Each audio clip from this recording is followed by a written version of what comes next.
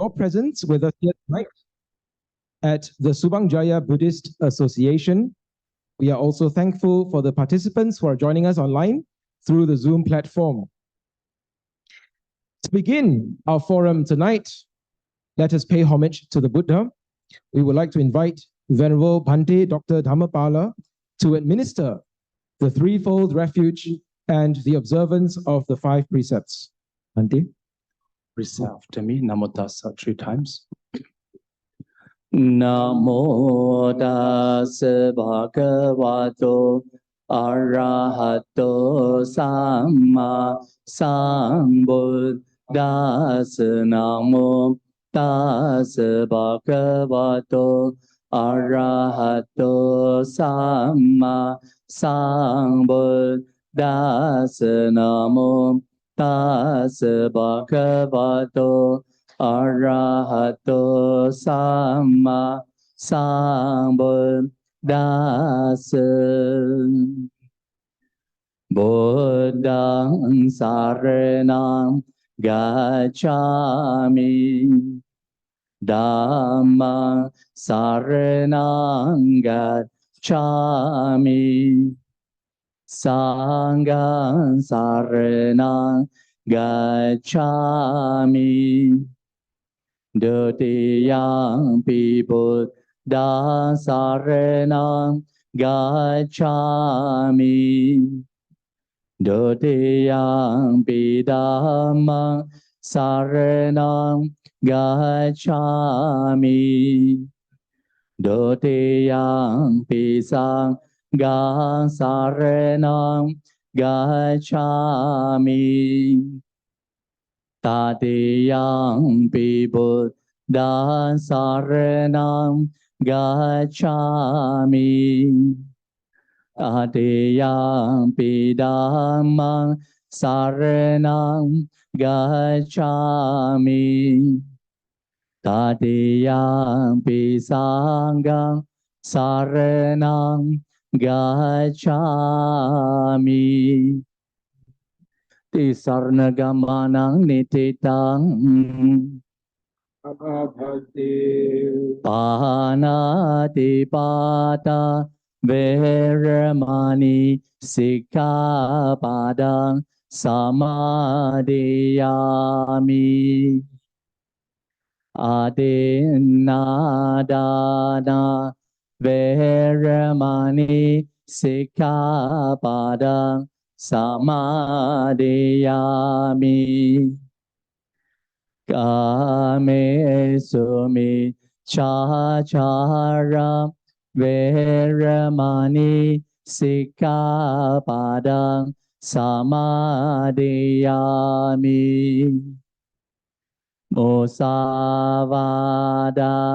Veramani Sikkhapadang Samadhiyami, Sura Meraya Maja Pamadatana Veramani Sikkhapadang Samadhiyami, Imani Pancha Sikkhapadani Samadhiyami, Imani Pancha Sikkhapadani Samadhiyami, Imani Pancha Sikkhapadani Samadhiyami, Silena Sugatiyanti Silena Bhoga Sampada, Silena Nibbutiyanti Tasma Silang Visodaye. Sadhu, sadhu, sadhu. Sadhu, sadhu, sadhu. Thank you, Bhante, for leading the opening puja. Dear friends, our forum tonight is the second forum in a series to be organized by the Pāli Sanskrit International Buddhist Community PSIBC, a Singapore-based Buddhist organization. It is co-organized by the Subang Jaya Buddhist Association, the Tibetan Buddhist Center Singapore, the Theravada Buddhist Council of Malaysia, and the Vajrayana Buddhist Council of Malaysia. This year, we had our first Pāli Sanskrit Forum in June 2023, and today, in November 2023, we are having our second forum in the series. First, we would like to welcome our honored guests today, Brother Chim Siu Chun, President of the Subang Jaya Buddhist Association, leaders from the Theravada Buddhist Council of Malaysia, Brother Pek Jihen, advisor of the Vajrayana Buddhist Council of Malaysia, Brother Wayne and Sister Stephanie from the Tibetan Buddhist Center Singapore. They are with us online. Brother Benny Liao, representing the Pāli Sanskrit International Buddhist Community. Brothers and sisters, the PSIBC Forum tonight explores the theme of living the awakened life. The Pāli Sanskrit International Buddhist Community aims to cultivate the learning of the Buddha's teachings from both the Pāli and the Sanskrit Buddhist texts. Eka yano ayang bhikkave maggo satanang visuddhiya sukha paridevanang sammati kamaya dukkha domanasanang atangamaya nyayasa adigamaya nibbanasa sachikiriyaya yadidang chattaro satipatthana. The only way, bhikkhus, is this path for the purification of beings, for the overcoming of sorrow and lamentation, for the vanishing of pain and dejection, for the discovery of the system, for the realization of Nibbana. That is the four applications of mindfulness. Brothers and sisters, the words of the Lord in the Satipatthana Sutta remind us of the essential role of mindfulness in our path of practice. In the Buddha's words, mindfulness, Sati in Pāli, Smṛti in Sanskrit, is the only way, the direct way for the realization of Nibbana. And in our forum tonight, we are very honored and privileged to have three respected venerables to participate in the Pāli Sanskrit Dhamma Forum on the topic of mindfulness, the art of living with peace in modern life. Now, I would like to introduce our two panel speakers. The first speaker for tonight from the Pāli tradition is Venerable Bhante Dr. Dhammapala Mahathero. Bhante Dhammapala was born in Kuching in 1970. He spent 15 years studying Buddhist philosophy, Pāli and Sanskrit literature in Sri Lanka and Hong Kong. In 2009, he obtained his doctorate of philosophy in Buddhist studies under the supervision of Professor Venerable K.L. Dhamajoti in the University of Hong Kong. Bhante is the founder and abbot of Brahma Vihara Monastery and Retreat Center, Malacca, Bodhivana Monastery of Sungai Pelek, and the Center of Mindfulness in Hong Kong. He is also one of the monastic advisors of the Theravada Buddhist Council of Malaysia. Bhante travels frequently, conducting meditation retreats, Dhamma talks, Dhamma camps for youth and teen, and academic teaching in Malaysia, Hong Kong, Taiwan, and China.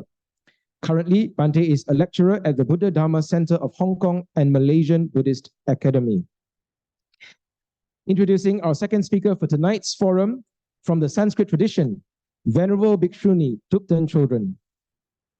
Born in Chicago in 1950, Venerable Thubten Chodron grew up near Los Angeles. She graduated with a BA in history from the University of California at Los Angeles in 1971. She studied and practiced Buddhism of the Tibetan tradition for many years in India and Nepal under the guidance of His Holiness the Dalai Lama and other Tibetan masters. In 1977, she received Shramanary ordination from Kyabje Ling Rinpoche, and in 1986, she received full Bhikshuni ordination in Taiwan. Venerable Chodron travels worldwide to teach the Dhamma in North America, Europe, Latin America, Israel, Singapore, Malaysia, Indonesia, and former communist countries. Seeing the importance and necessity of a monastery for Westerners training in the Tibetan Buddhist tradition, Venerable founded Sravasti Abbey, the only Tibetan Buddhist training monastery currently for Western monks and nuns in America.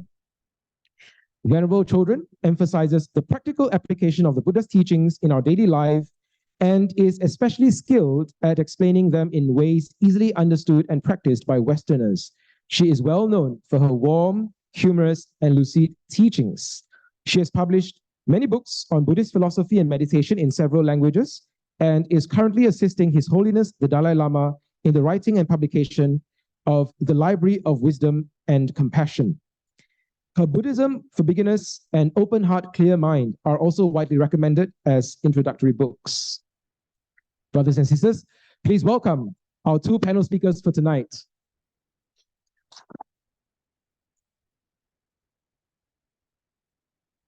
Next, I would like to introduce our moderator for tonight's forum, Venerable Shih. Venerable has a bachelor's degree in business management from the Massey University in New Zealand, a bachelor's degree in Buddhist studies from the Sunlin University, Taiwan, a master's degree in education policy and society from the Cardiff University, United Kingdom, and Venerable is currently a PhD candidate in educational psychology in the University Malaya. Venerable is currently a lecturer in Nongzhen Buddhist College, Malaysia, the advisor of Humanistic Buddhism Research Center, University Malaya, head of President's Office, Fo Guangshan Education Center, Berhad, and the vice president of Buddha's Light International Association, Young Adult Division, Malaysia Chapter. Let us welcome Venerable Shih.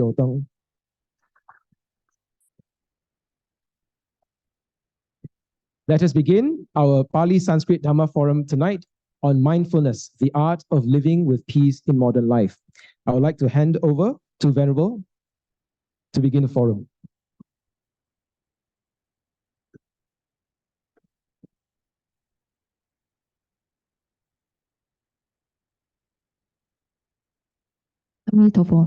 Thank you, MC. Thank you. Good evening again, and warm welcome again to tonight's forum on mindfulness, the art of living with peace in modern life. Mindfulness or Sati had gained popularity as a way to navigate our busy and stressful life. The dramatic development and widespread acceptance of this application, the application of mindfulness in the society after their benefit have been proven by the professors and academia, has led to a mindfulness movement. The Time magazine cover even proclaimed that is a mindful revolution. Yeah. And tonight, we are very honored to have two distinguished speakers who will share their insights in this practice from the perspective of Pāli and Sanskrit tradition. On my left-hand side is Venerable Thubten Chodron, who is the specialist or expert on the Pāli tradition and Sanskrit tradition.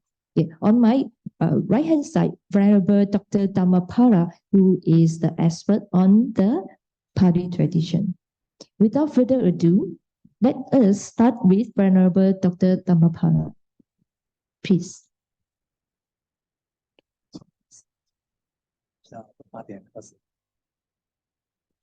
Right, thanks to MC, Brother Cole Weekend, and our moderator, Venerable Thubten, for your warm welcome and introduction.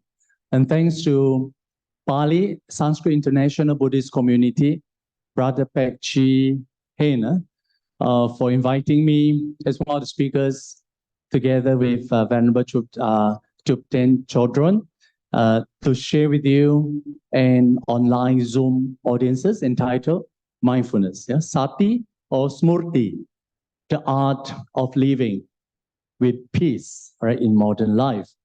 So I was asked by the organizer, right, to touch on the art of peaceful living through Sati. And of course, it is indeed very challenging because I have to speak within 30 minutes. And anyway, I will try my best, right, to share in an easily understandable language and its application. We are looking at the fundamental one of the fundamental teachings of the Buddhists. That is the teachings of the Sati and Smṛti, right, in Sanskrit. So when we talk about the meditations, right, in Buddhism, right, there are aspects of samatha types of meditation, and then the vipassana types of meditation, right? The calm aspect and the insight aspect of meditation. Then usually how to get there, right? When we are talking about all these types of meditation, and then the answer is, it is none other than through the practice of the mindfulness. Not only mindfulness, Sati, and you have another word that is called the sampajana or sampajanya. Usually people translate it as awareness, right? So the Buddha taught his disciple, right, through the practice of mindfulness, right, we can achieve the similar end result, right? That is the full enlightenment that the Buddha has realized under the Bodhi tree, or more correctly to say that the Buddha realized the truth of suffering and the truth of the cessation of suffering, or dukkha nirodha, right, which is equated with nibbana.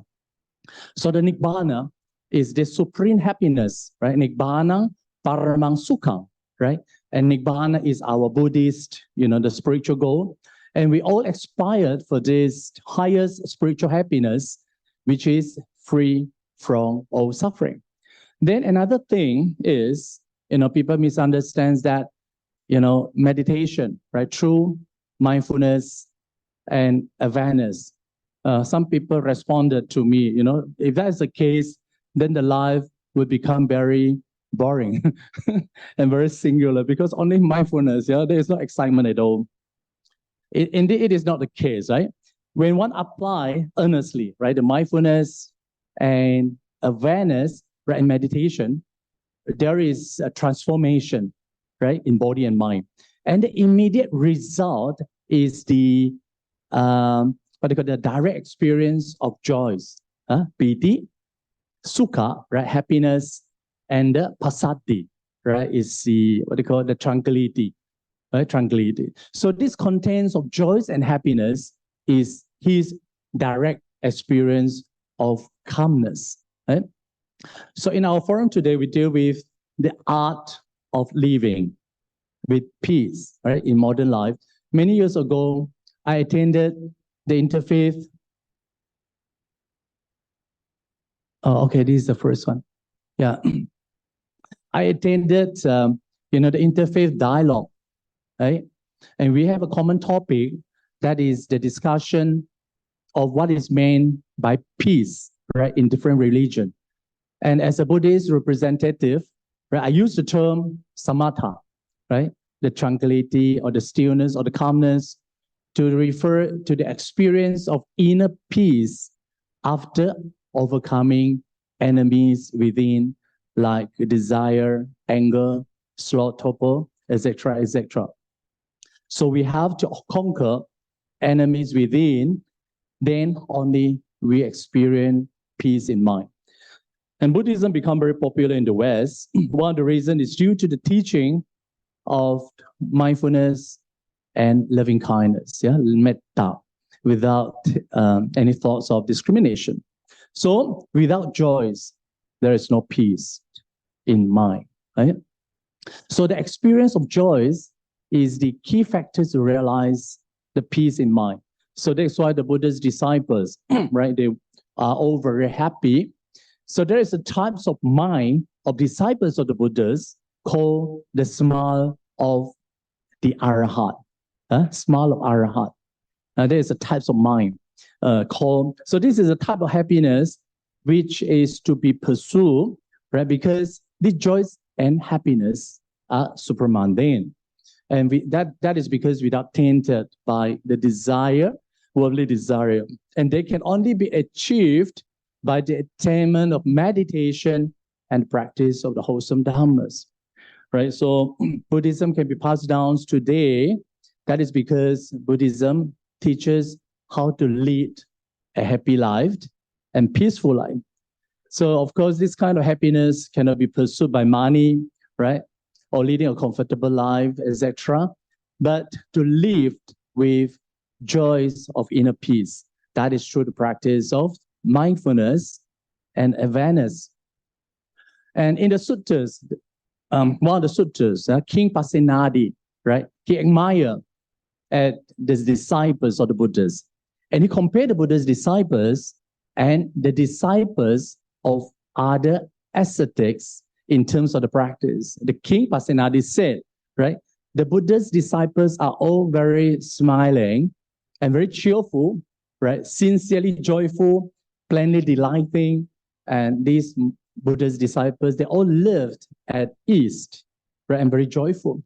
Yeah, so this is the descriptions commented by the King Pasenadi to the community of the Sanghas, right? So this experience of peace, joys, and happiness will only be realized through the practice of the mindfulness, yeah? Through the practice of Sati. And of course, due to the limitation of time, I shall look at several headings contains the word Sati and the teaching under these 37 factors of awakening. Like, for example, the 4 foundation of mindfulness, the Noble Eightfold Path, the 7 factors of awakening. This is to show you the importance of Sati, right, in the Buddha's teaching and the practice for the realization of Nibbana. Okay, so next page. Huh? Okay, so here it is. The word Sati, right, is used in the title of the suttas, like the Satipatthana Suttas, Satipatthana Sutta, right? This Satipatthana Sutta, Sanskrit is called the Smṛti Upasthana, right? It's a central practice in the Buddha's teaching. So, you know, people translate Satipatthana as the establishment of mindfulness or the presence of mindfulness, or alternatively, the foundation of mindfulness, right? If you look at the 37 factors of awakening, right? These 37 factors of awakening contains 7 headings, right? And of these 7 headings, 5 headings carry the title Sati, as well as the teaching that contains the Sati, right? For example, you have the 5 strengths, 5 faculties, Noble Eightfold Path, 7 factors, enlightenments, and 4 foundation of mindfulness. These are the important teaching and practice that carry the title Sati and the teaching of mindfulness. Okay, next. Okay, here it is. So you look at the word Sati, right? We are dealing with the Sati. Of course, generally people translate as mindfulness. But if you look at the Sanskrit word Smṛti, right? It's from the root smuru, right? Smur means to remember, right? Or the noun Sati mean remembering or not to forget, right? Or to bear in mind, right? Which is often translated as the mindfulness. So the Buddha teaches us the practice of the samasati, the right mindfulness, right? So through the practice of mindfulness and awareness, right? Sati and Sambhajanya, right? Is to train our minds to remain in the present, right? In a very open manner, quiet and alert. So what is our job? Our job is just to note whatever that comes in, right, here and now, without getting away or swept away by the distracting thought, right? So the Buddha teaches us to apply the mindful attentions to these 4 domains of experience, right? From the grossest experience of the body, right? Like contemplation of the body, to the gradual subtle experience of the mind, like the contemplation of feeling,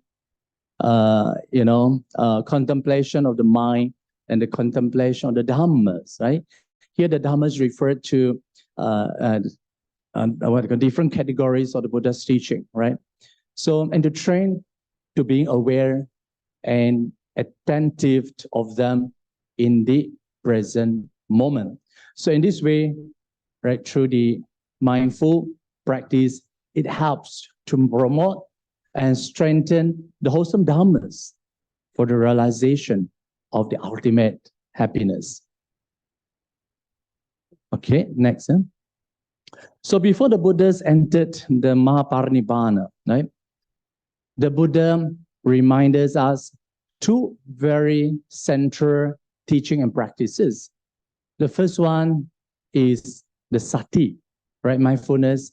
And the second one is the awareness, right? The Pāli is this, right? Sato bhikkhave bhikkhu vihareya sampajano ayang vo amhakang anusasani. Bhikkhus, right? The Buddha says in the Sanskrit Nikaya, a bhikkhu should dwell mindful and clearly aware. This is my instruction to you all. Okay, so then what is the difference between these two, right? When you talk about the Sati, you talk about the Sampajana, right? Okay, so Sati, as we have seen, right, the mindfulness, the word is derived from the root smuru, right, to remember, or you see, or not to forget. So the Buddha taught us the practice of mindfulness, right? And the most effective types of mindful practice, right, is to take the breathing in and out as an object, right? And bring the object to the present moment. It means that no past, no future, to remember, to take the object in the present moment, not to forget the object. Okay, so this is, in general, we talk about the aspect of mindfulness, okay? So, and then what is the aspect of the awareness, right? So it means that we have to train our mind, right? So that we can clearly discern, right, the qualities of the mind. For example, in the case of the contemplation of feeling, right? If, say, for example, if we are not mindful, right, then different feelings, right, can stimulate various emotions. And the reason why feeling is important, right, as the second kind of contemplation in the four foundation of mindfulness, that is because feeling, right, if without mindfulness and awareness, right, can trigger defilements and causes suffering, right? So if you look at the 12-fold dependent origination, right, it says because of feeling as condition, right, craving arises, right? So if we are not mindful, without awareness, right, this feeling will activate the unwholesome dharmas in our mind. For example, when pleasurable feeling arises, if we are not mindful and aware, right, and the wholesome dharmas, the unwholesome dharmas like the greed, right, will arise, and then we want to cling more and more, right, then the suffering arise again, you see. Therefore, you know, when we talk about the fundamental roots of defilements, here we refer to the greed, hatred, and delusion, right? So these three roots of defilements, they are related to three types of the mundane feeling. For example, the pleasant feeling, you know, leads to greed, right? Unpleasant feeling leads to anger, and the neutral feeling lead to delusion. That's why the Buddha says that the feeling, right, is the root of defilements. What are the roots of defilements? There is the affective aspect. So if we cultivate with contemplation of feeling, then we can get rid of these fundamental, the defilements, right? So if we have an awareness of our own feeling, right, then they can help to reduce our greed, hatred, and delusion, so that we can live in peace and joys. All right, next. So we look at another important teaching, okay, in the 37 factors of awakening. So this is the Noble Eightfold Path, right? So you see, under this Noble Eightfold Path, right, the right mindfulness is enumerated as the seventh in the Noble Eightfold Path, right? So when defined, what is right mindfulness, then the right mindfulness is defined as contemplating on the four domain of experience, right? The body, the feeling, the state of mind, and the categories of the Buddha's teaching, right? Okay, so you look at this four foundation of mindfulness, right? Besides the qualities of the Sati and Sampajanya, right? The mindfulness and awareness, right? Another important quality is Atapi. Atapi means that kind of ardent, that kind of passion, right? And when you have the passion in your meditation, right, then you will apply the effort in your practice and cultivation, right? So the passion is also very important, right? If you don't have passion, if you don't have interest at all in the meditation, then what is the point of Sati and mindfulness, right? So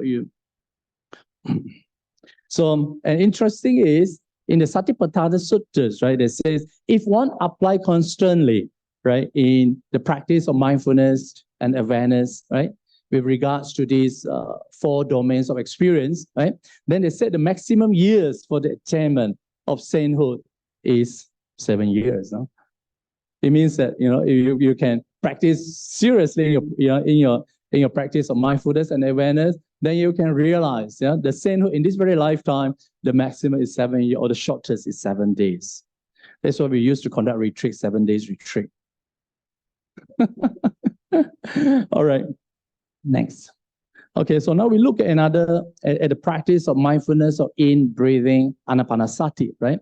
So you see in our daily activities, right, we are, our mind are, often exposed, right, to various desire, right? If you ask him to meditate, it's very, very difficult, right?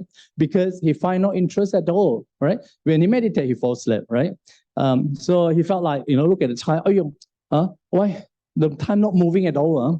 So you see, so you can see that kind of boring, no interest at all in the meditation, right? So in order to overcome these kinds of problems in meditation, right? And we need to, the Buddha says the most effective way, right?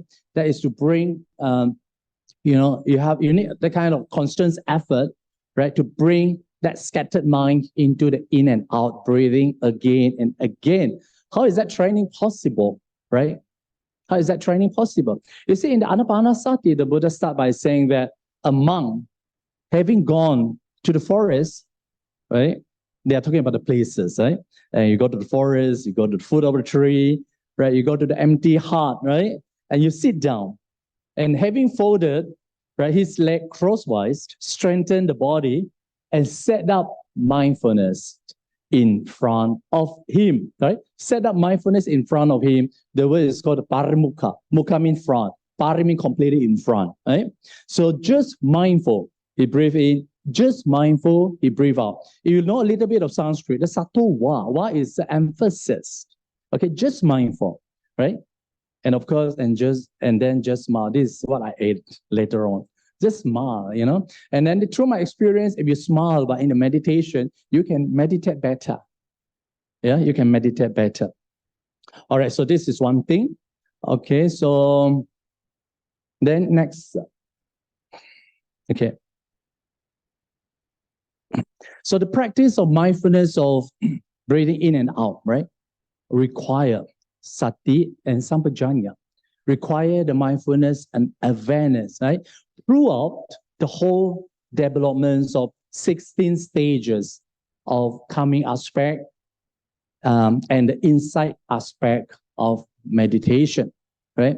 That is to say, right, if mindfulness of breathing, right, if developed properly, right, it fulfills the four foundation of mindfulness. If four foundation of mindfulness is developed and cultivated properly, it fulfills the 7 factors of awakening. If 7 factors of awakening is developed, right, and cultivated properly, it fulfills true knowledge and liberation. Again, you see the mindfulness together with an awareness, right, form a very central practice leading to the fulfillment of true knowledges and liberation. Okay, next. All right, another important teaching, right, is the 7 factors of awakening, right? And we know that, skip it. Skip the one. Skip. Okay, correct. Yeah, this one. All right. Mindfulness, you look at this, mindfulness is ranked number 1, right? First, it means that without mindfulness as the start, right, there is no way for the progress of the spiritual path. Therefore, right, mindfulness initiates the whole contemplative process.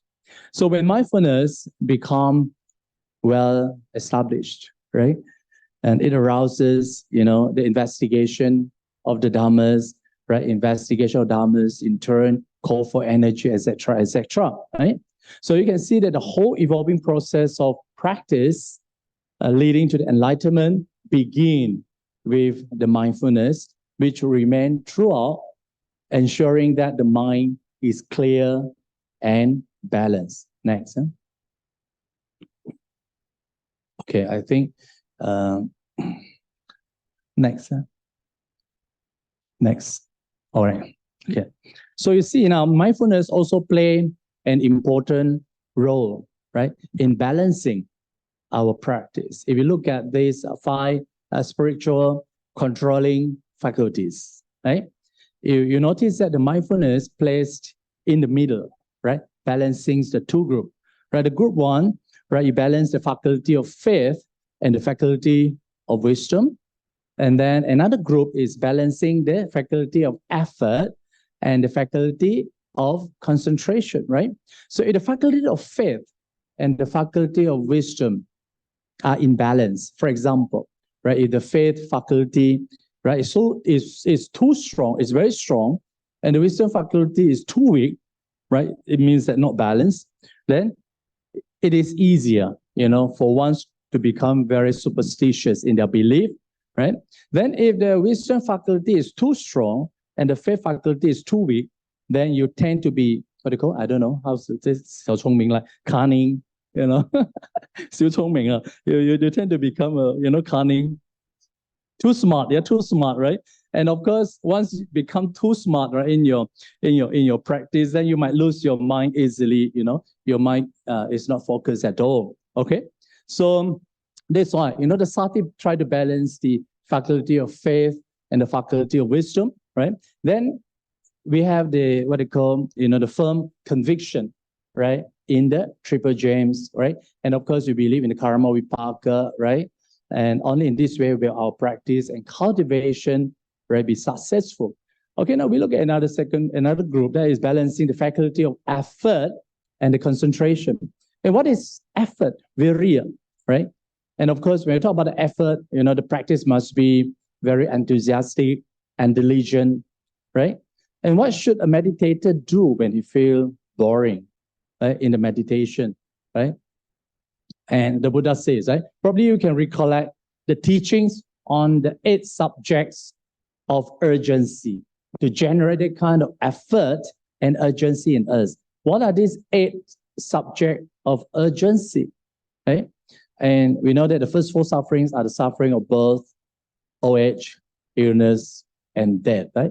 Other than this, right, we have to see, the suffering of falling into the lower realm, right? For example, if I don't work diligently, right, then the gates of hell, right, are waiting for me.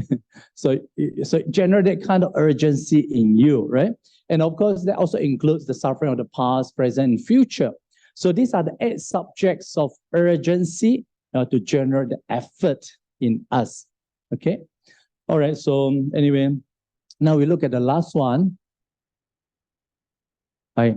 This is quite common practice for the Theravadin, right? And especially for Theravadin, right? They will usually chant these 7 factors of awakening, right, for curing the physical illness, right? And these are the 3 suttas, that by recollection of the 7 factors of awakening, 1 illness can be cured, right? And the first suttas are Maha Kashapa Terabojanga, and the second one is Maha Moglana Terabojanga, right? So we know that these Maha Kashapa, right, and Maha Moglana, they were great disciples of the Buddhas. They also were ill, and the Buddha recited the 7 awakening factors, and it says that they were recovered, right? And they were great arahat, and they have already fulfilled the 7 factors awakening, though we said they were sick, right, physically. But when they listen to the factors of awakening, you see, they remind themselves of the practice of the 7 factors of enlightenment. So that generate the joys and happiness in them, right?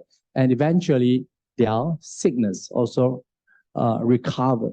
And the third sutta is also interesting. That is Mahachunda Therabojanga, right? And it is mentioned that the Buddha was sick, right?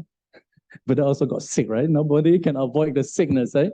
Then the Buddha instructed the Mahachunda, his disciple, to recite the 7 factors of awakening. So when the Buddha heard the teaching, heard this chanting, and he rejoiced at the chanting, and he was recovered, right?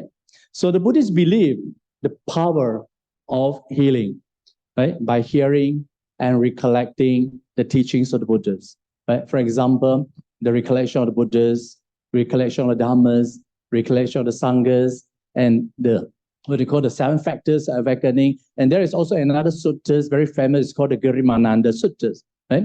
For those Pāli, you know what I'm saying, you see.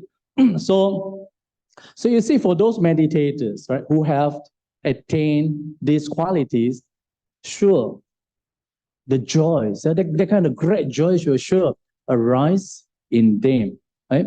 And this joyful power can bring about some chemical changes, right, in the body and reduce the pain of disease and eventually, cure their sickness. And there is an incident, a story is mentioned in the commentaries of the Samyutta Nikaya, Majjhima Nikaya. A monk, right, who was listening to the teaching, he was bitten by a poison snake, right? So despite the severe pain, right, he continued to listen to the Buddha's teaching, right? And then, of course, what they call the poison, the venoms, spread, and the pain becomes so acute, right, so painful. And he contemplated his morality from the times of his ordination, right, until now. Then when he realized the purities of his morality, right, the kind of great joys, right, arises in his mind. So we said that this kind of joys, causes some chemical changes in the body. So that is to say, right, through the secretion of healing hormones, we talk about the health factors in the body is activated, something like that. Yeah, so that his physical illness, right, will be healed. So the joys that arose in the body is like the antibiotic, which make his body heal. Okay, so now I want to conclude my presentation on the topic of mindfulness, from the description of the sutras up to the application of sadhu. Thank you, Venerable Dr. Dhammapala. Thank you for sharing the 37 factors of awakening in Pāli tradition. So without further ado, I would like to invite Venerable Thubten Chodron, please.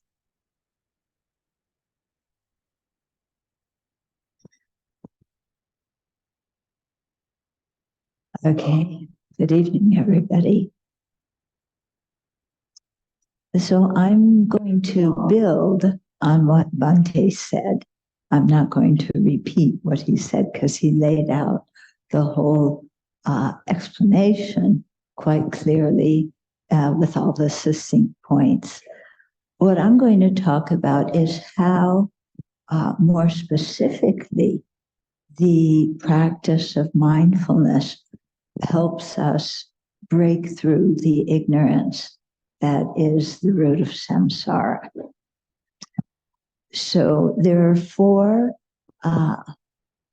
there's many misconceptions we have, but there's 4 basic ones that the mindfulness counteracts. So the first one is that we conceive of ourselves to be a personal identity. There is a me, right? Me. And we feel that this me, this I, is very much in our body, that the body is the location of the self. Okay, so that's one misconception that we have. The second one regards feelings, that we see feelings as the source of enjoyment or of the objects to be experienced by the self. Okay, so we like feelings because feelings make us feel alive, even a painful feeling. Okay, because I think one of our greatest fears is the fear of not existing. And that is why so many people are afraid of death. Yeah, to them, death means non-existent. Not to Buddhists, but regular people. But if we have a feeling, of course, pleasant feelings are the best. Let's go for them. Yeah, neutral feelings, okay. Painful feelings, we don't want those. But even when a feeling is painful, it reinforces the grasping at a real self, because there's a real me that feels the pain. Okay. Then the third misconception is that we usually identify the mind, and here we're talking about the primary consciousness, primary mental consciousness. We identify the mind as the person. And we might get to a point where we say, okay, my body, just, it decays at the time of death, but my mind, that's the real me. And that is going to go on to the next life. Of course, the Buddha refuted that idea, because such an idea of the self is reifying what the self is. The Buddha said, anatta, there's no big inherently existent self or soul. So thinking of the mind as that kind of self, again, another wrong conception to overcome.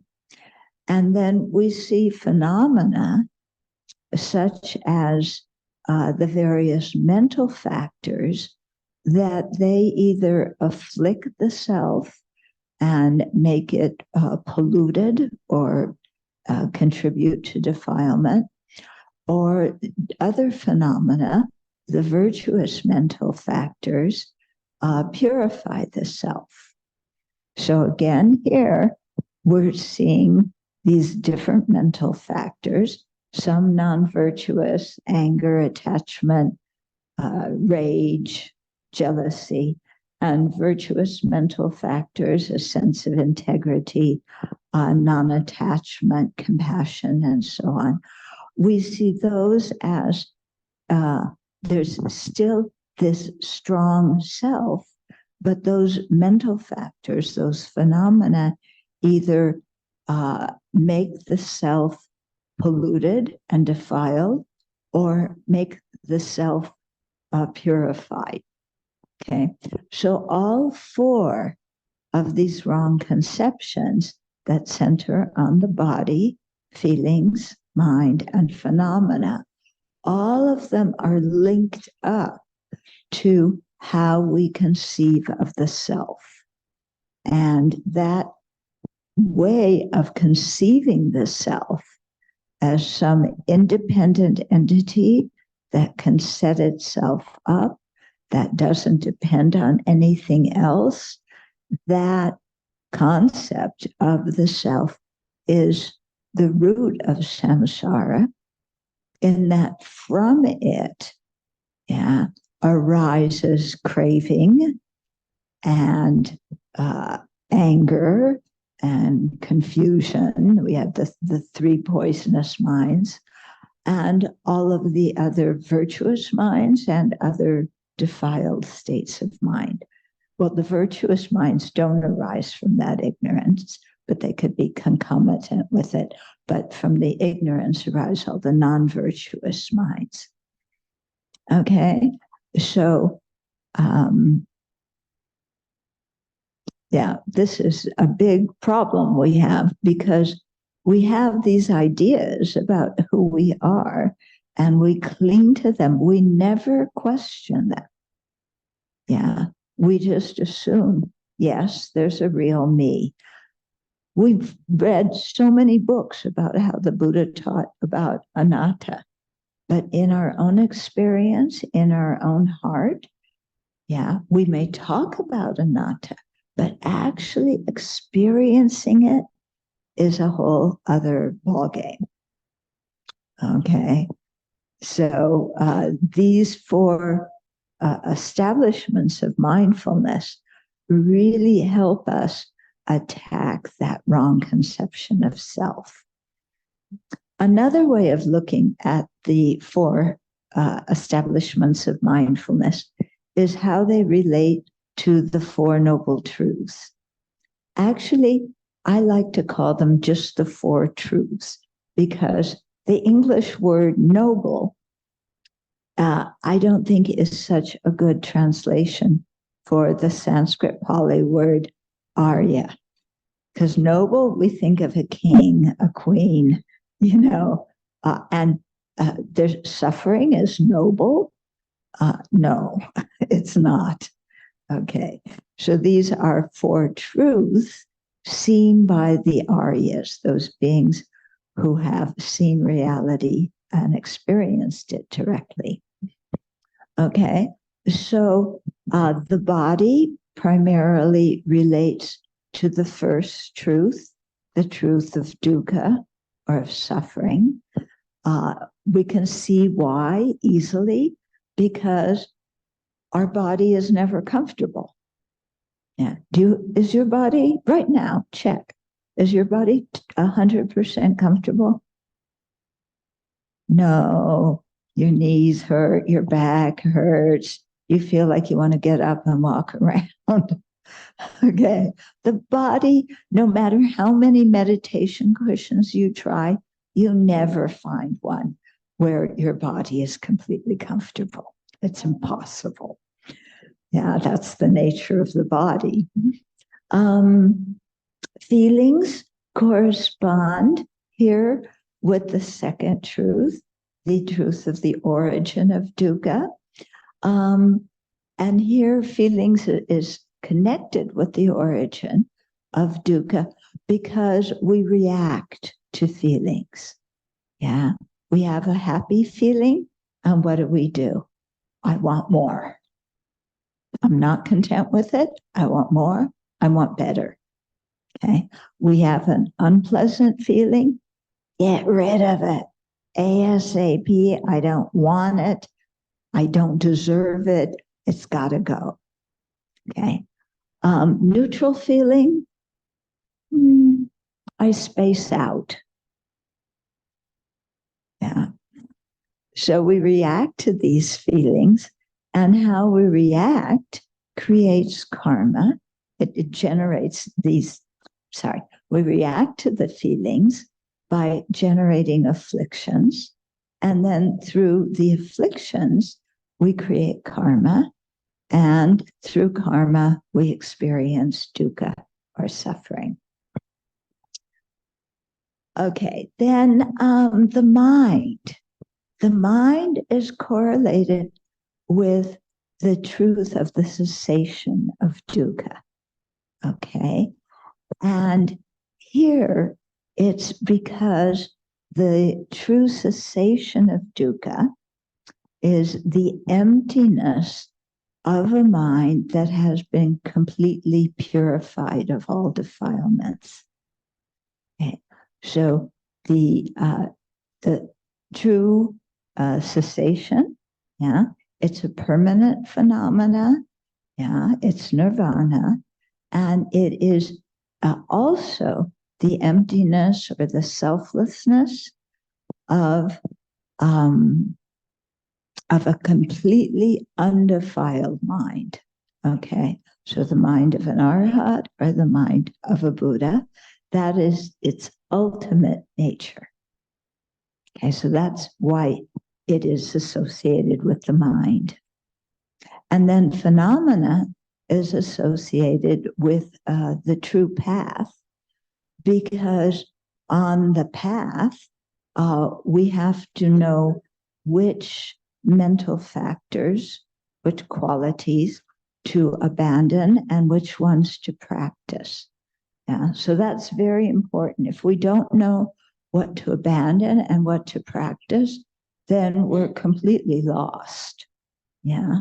And even if we know, if we don't actually abandon the ones to abandon and practice the ones to abandon, again, our practice doesn't get anywhere. So the phenomena are associated with true path because these mental factors are the ones to abandon, and the ones, some of them are the ones to abandon, and some of them are the ones that we need to practice.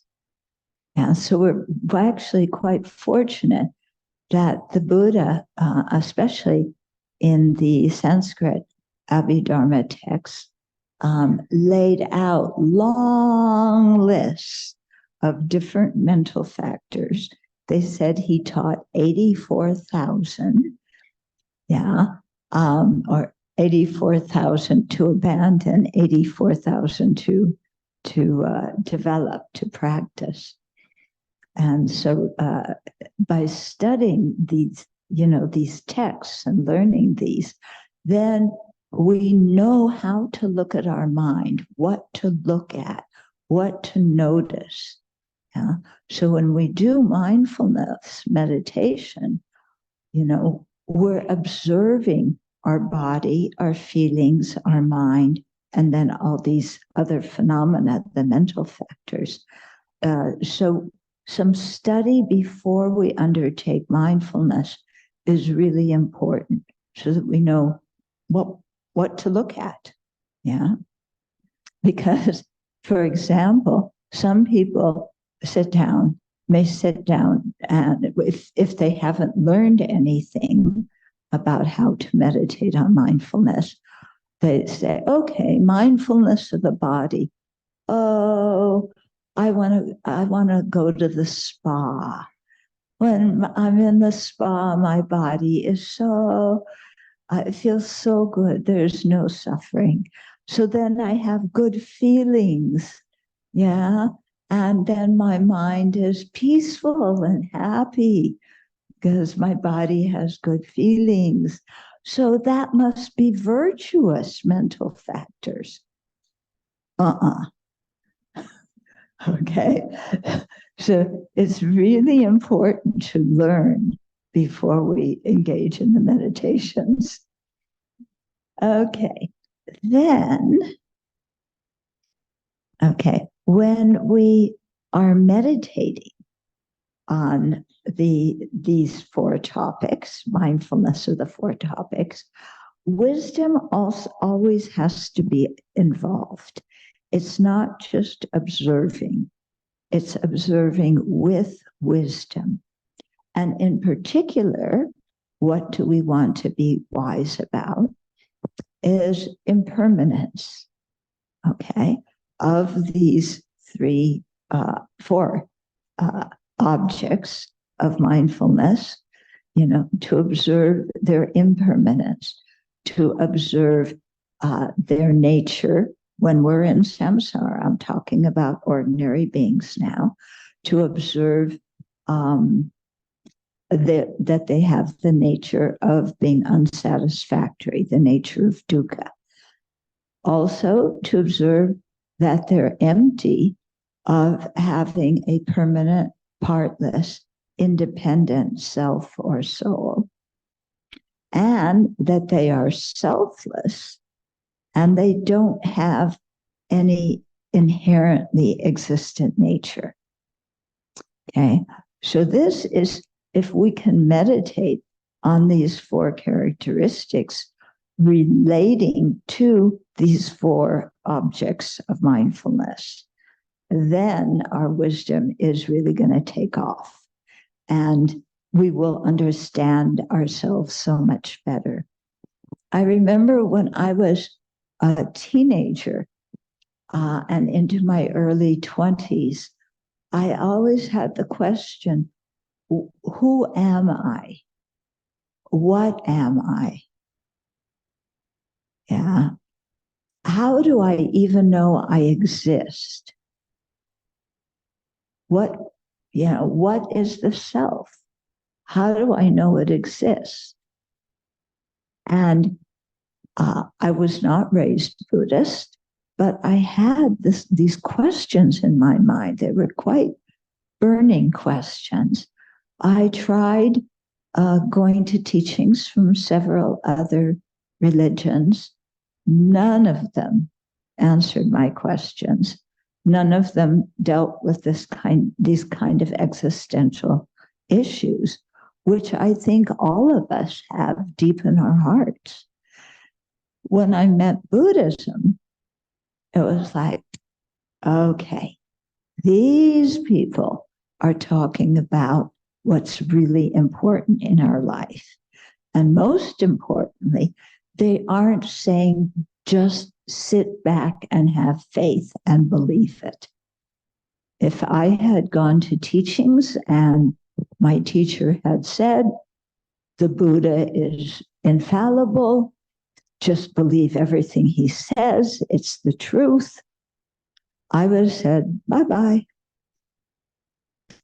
Because I was so tired of people telling me what the truth was with a capital T, that I would have gone. Yeah. But the Buddha didn't say that. And my teachers didn't say that. They said, listen, think about it. Yeah. Learn, think about what you learn. Is it logical? Is it reasonable? Yeah. So really to apply logic and reasoning to test what the Buddha said, and then meditate on it so we can integrate it with our very being.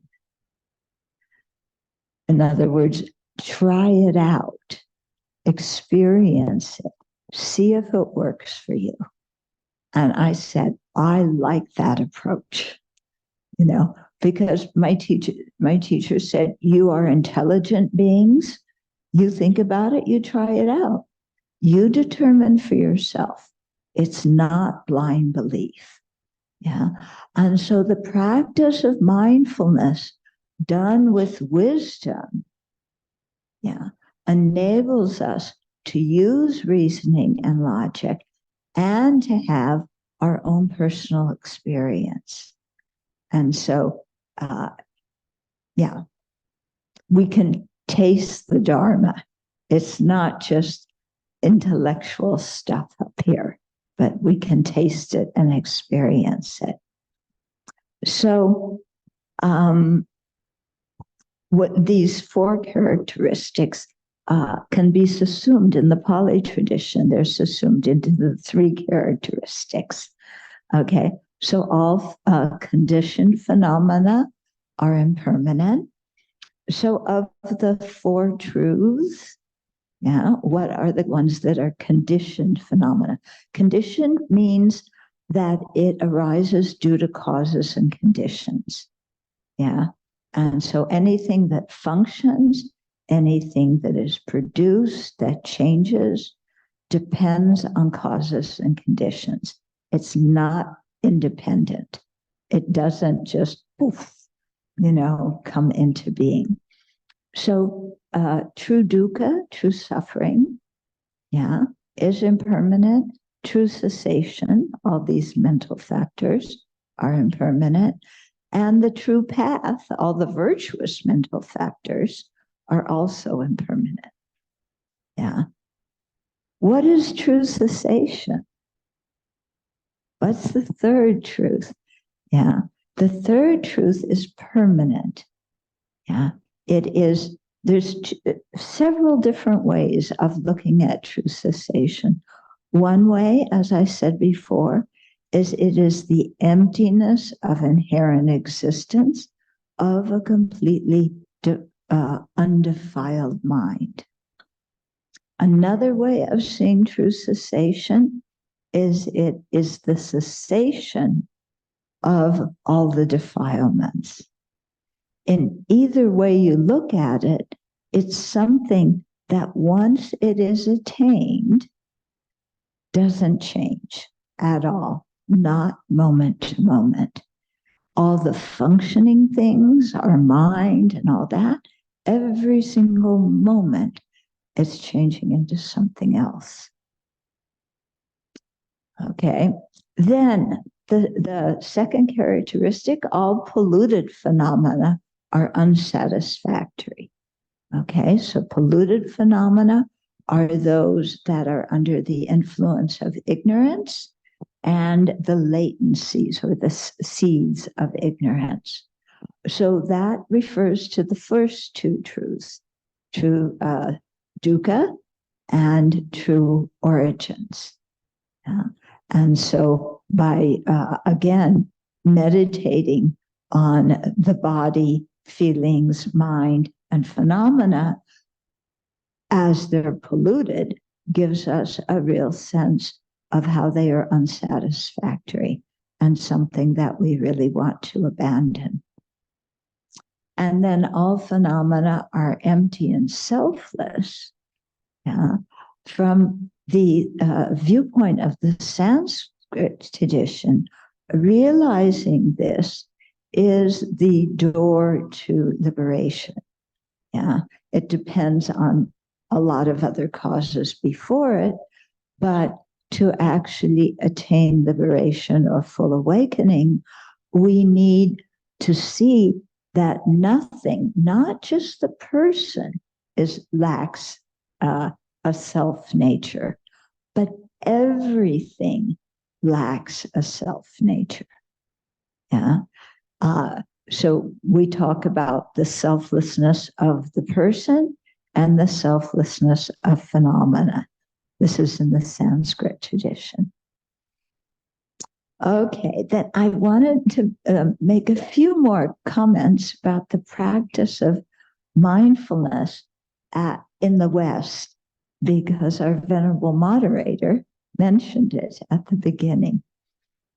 So the mindfulness that is taught in the West, by and large, the really popular mindfulness that everybody wants to learn, that is the hot topic nowadays, that has very little to do with what the Buddha taught. Okay? You have people teaching mindfulness in companies, on Wall Street, they teach mindfulness. Do you think they're doing that with the motivation so that all the financial people on Wall Street can become arhats and Buddhas? Yeah, that would be nice, but I don't think that's their motivation. Their motivation is it helps the people working to be a little bit calmer, so therefore they will work harder and the company will make more money. And of course, as Bhante explained, joy and liberation, real freedom, that's what we as Buddhists consider happiness. What do ordinary people consider happiness? This stuff. Okay. So that's some people who teach mindfulness. Other people who teach mindfulness, they say, put on very relaxing music, contemporary music. Just nice, pleasant music. Then close your eyes and just visualize you are on the beach. Yeah, not alone, but you're on the beach with Prince Charming. He finally showed up after all this long time, or Princess Charming, and you just relax your mind and be mindful of that. Okay, do you see why I said that what they're talking about as mindfulness has nothing to do with what the Buddha taught? Yeah. Or they talk about mindfulness as just sitting there and being aware of what's in your mind, but without any wisdom. Okay? So maybe you're getting angry. I am mindful. I am hearing somebody insult me. I am mindful that I am getting mad. I am mindful that I want this guy to shut up. I am mindful that I am lifting my arm, clenching my fist, and getting ready to punch him in the face. Okay? In other words, you just become aware of what's happening in your body-mind. No wisdom is necessary. That's not what the Buddha taught. Okay? We examine the body, feelings, mind, and phenomena to understand the nature of reality with motivation to free ourselves and with compassion to help free others from samsara. Okay. And then there was another example. What was it I was going to give? Oh, yes. I went to observe, one Dharma group, and the people there were sharing their mindful practices for the past week. So one person was saying, I went to the park and I watched the children on the swings, swings back and forth. And the children were laughing, and I was mindful of how much delight I felt at their laughing. And I thought, well, yeah, it's nice to rejoice when you see happy children, but how is that going to purify your mind and get you to liberation and awakening? Okay, so just noting what's in our mind without any way of seeing, is it valuable on the path to awakening, or is it something, to ignore because it's a distraction on the path?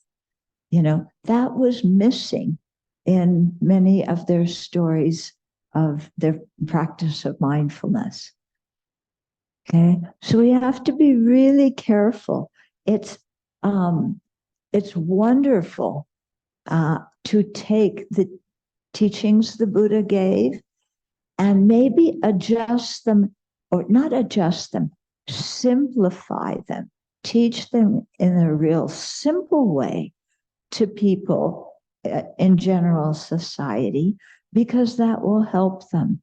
But in the practice of teaching them in a simple way, we should not ignore the purpose for which the Buddha taught them and how the Buddha wants us to observe our body, feelings, mind, and phenomena. Okay.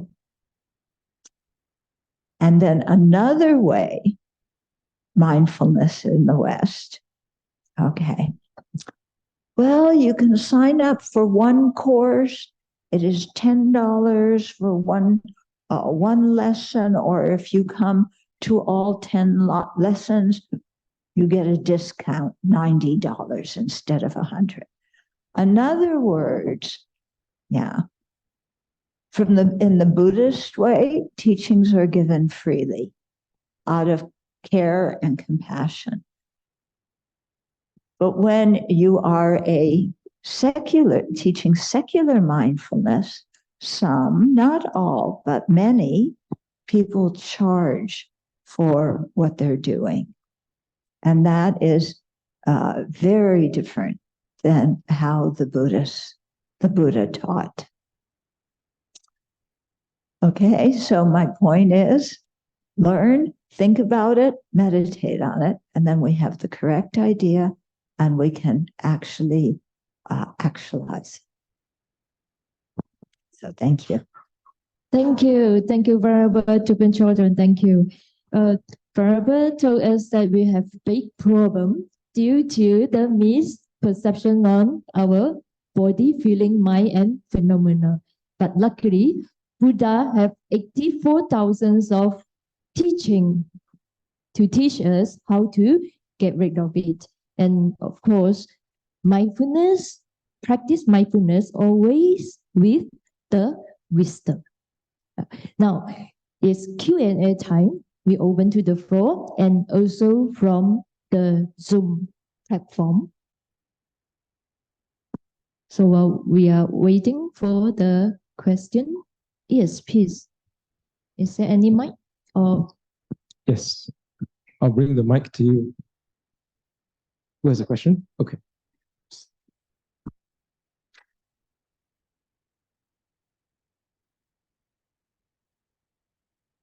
there's one gentleman behind. I have two questions. One is directed to the first speaker. In your Dr. Dhammapala. in your what's that presentation, you mentioned about the chanting. So one of the area when you chant, it will improve your health, and cure some illnesses. But when you from our practice, when we chant in Pāli, right? So Pāli.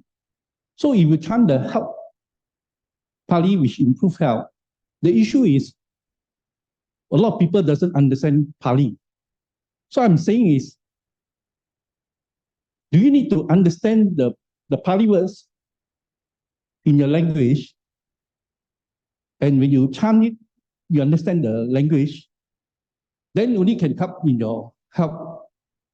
Or you don't, it's not necessary to understand what the language means, and you just chant, you will improve your health. So there's a simple question. So do you need to understand what it means before you can improve your health, or do you need to learn what the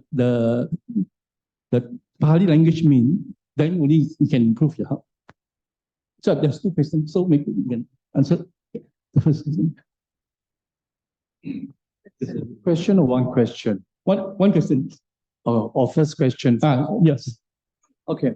So now when we talk about the chanting, right, we, of course, like you said, that we have to understand the meaning. Yeah. If it is good, you understand the meaning. But nowadays, it's very easy to access to this Pāli chanting with the translation. So I think that shouldn't be any problem. Of course, if you are really interested in Pāli learning, I would suggest you to go, to register for the Pāli class. Like during the past, MCOs, I was teaching the Parita chanting and analyze, this Pāli syntax of this thing. So in that way, it gives a better understanding of what we chant in Pāli. But I think that is not, when we talk about the chanting, we also use another, what you call the power of 5 sounds. I don't know whether you understand these 5 sounds. Huh? This is talking about the articulation of the sounds, right? The sounds are produced from these 5 sounds. The sounds from these guttural sounds, cerebral sounds, dental sounds, and palatal sounds, and the labial sounds. You see, when you recite this together with another sound that is called the sound, it will create a very comfortable, soothing, to tranquilizing your body and mind. So, for example, it's like when I do the chanting on the Buddha Saranaka chanting, not that I know the meaning, right? But knowing one meaning is one thing, but we have to chant it mindfully, right? With the proper articulation, right? So, for example, it's like Buddha Saranam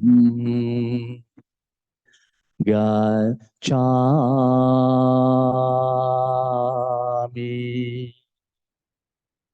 Yeah, this is with proper articulation.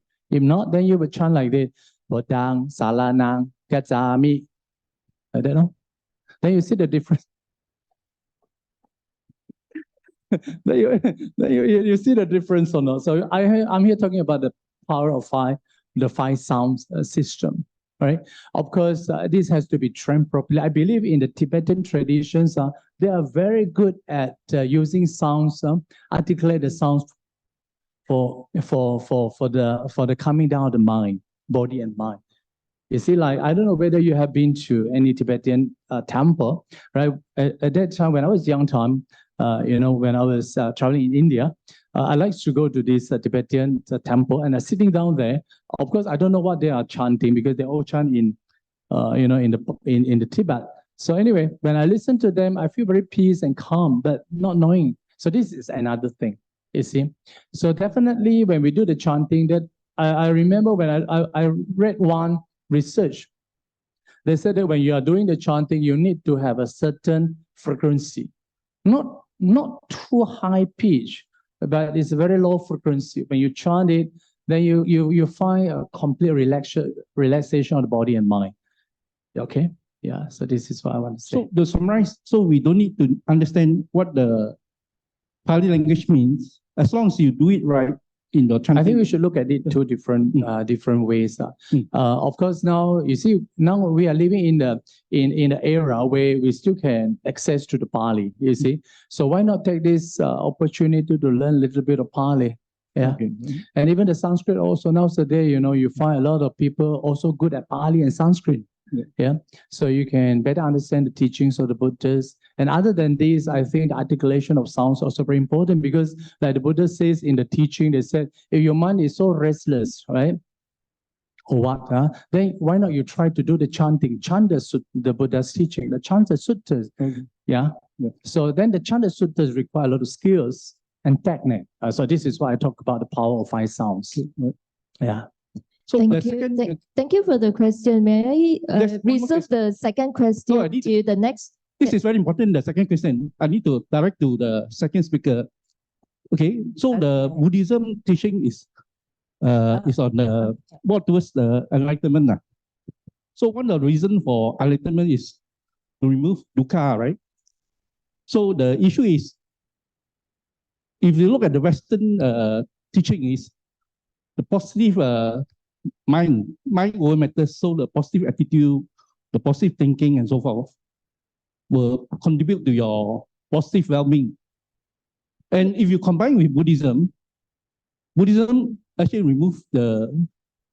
try to remove the negative vibes, like your dukkha and all those negative anger, jealousy, and so forth.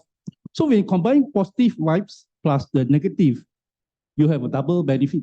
So basically, but if you look at the pure Buddhism, they say selflessness. That means no positive, no negative. So maybe you can explain Could you make one simple question that I can answer? Okay, simple question is? Yeah, one simple question in one sentence. Okay, sorry. Okay, please make it easy for me to answer your question. Okay, so can we combine positive mental attitude plus meditation combined to make a better Buddhism? Yeah.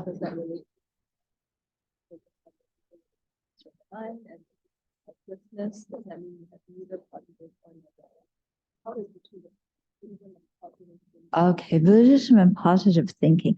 Well, positive thinking is spread mostly by either psychologists or Christians.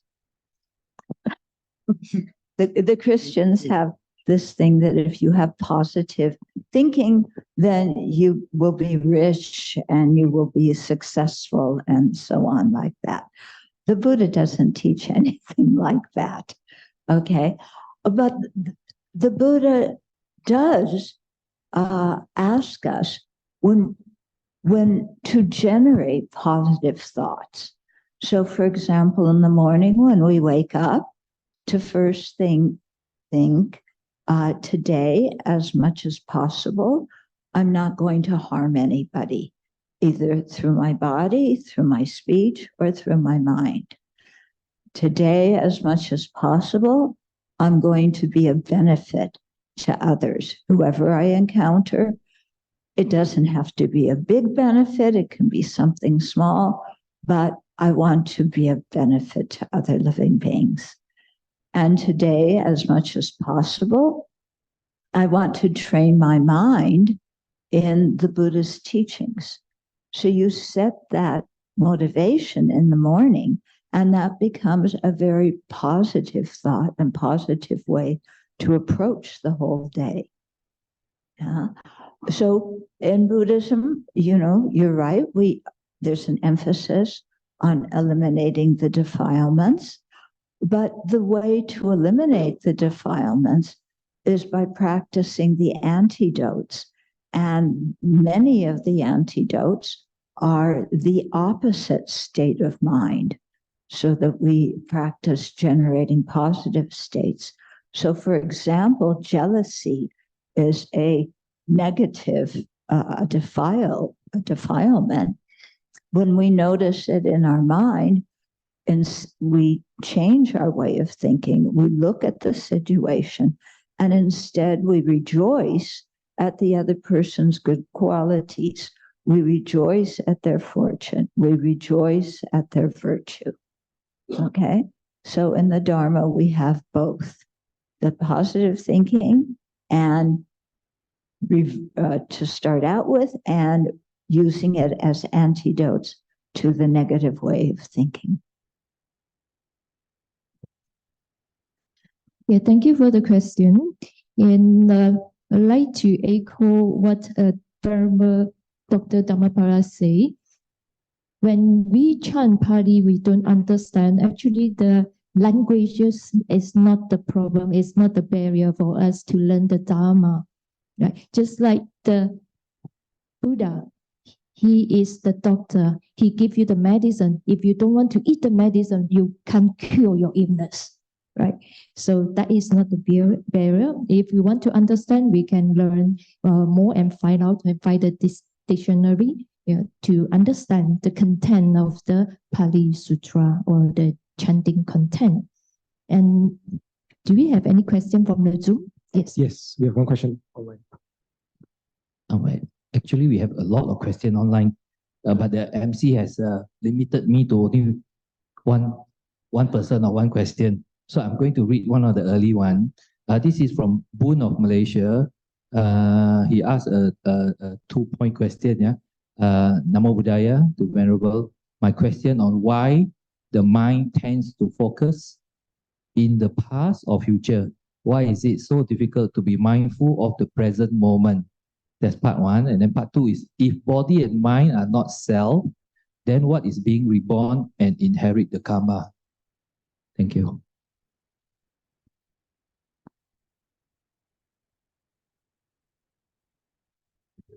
This question it is not specifically directed to anyone, so anyone could answer.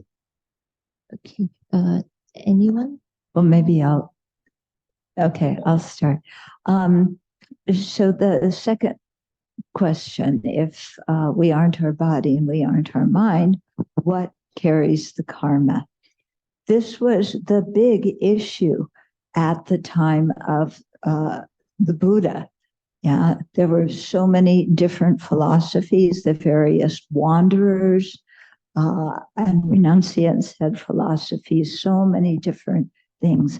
And they all, and the Buddha too, they were all focused on this question. If the body and the mind separate at death, and the body decays, and the mind goes on there, and it changes, then what is it that takes the karma from one life to the next? And so all of the non-Buddhists postulated a permanent, partless, independent self, because they said there had to be something that was permanent so that the person who created the karma was the person who experienced the result of the karma. Yeah. And so they said there has to be a soul. Okay. Otherwise, your karma is going to get lost. The Buddha said, we don't need a soul. We don't need a permanent self to carry the karma, because the mental continuum, okay, the mind is changing moment by moment. It is never fixed. It's never stopped. It's impermanent. But that impermanent mind can carry the karmic seeds, because the karmic seeds are also changing moment to moment to moment. So the person in one life is not the exact same person in the next life.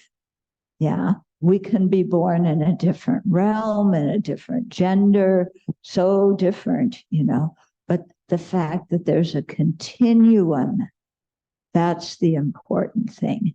And because of that continuum, the mental continuum, the karma can be carried.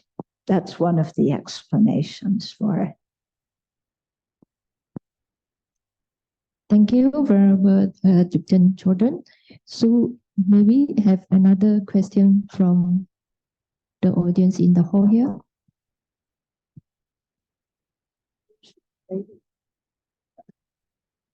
Yeah. Right.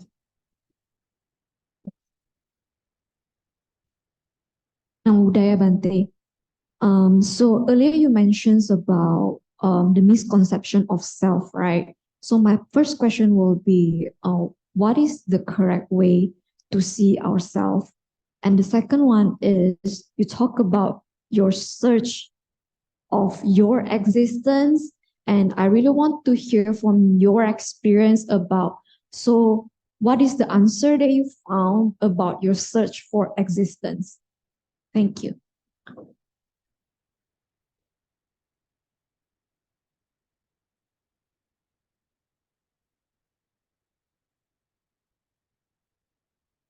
Okay, the correct way for seeing the self, okay, again, according to the Sanskrit tradition, would be that which is merely designated in dependence upon the collection of the 5 aggregates or the 4 aggregates.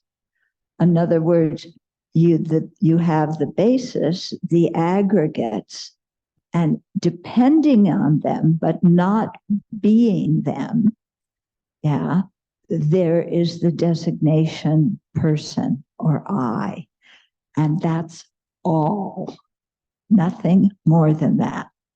Okay, I'm giving it to something that they have so much written about and so much taught in 2 sentences.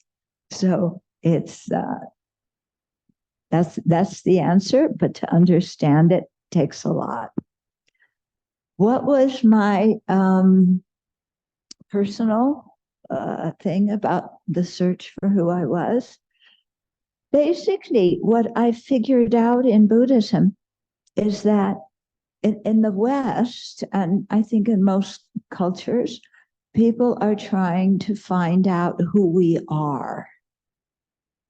Yeah, I want to know who I am. And in society, we create many identities. Some of them around our body, our career, our interests, our socioeconomic class, our political beliefs. We can create many, many, many identities, But in Buddhism, what the Buddha is teaching, that at the end of the day, when we look really deeply for who we want to find some thing that is the real me, the Buddha said you can't find it.